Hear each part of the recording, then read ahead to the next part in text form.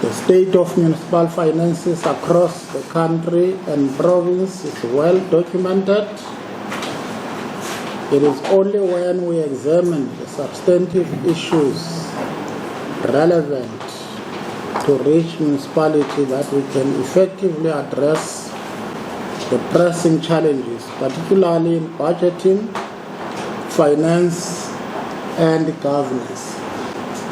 Our message to this and all municipalities is clear.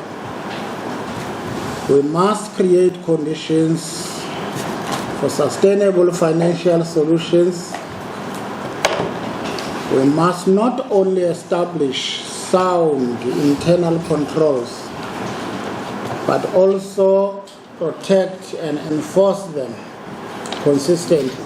In the current situation, we must prioritize spending towards service delivery and cost-effective operations and eliminate non-essential expenditure to respond to the needs of the people.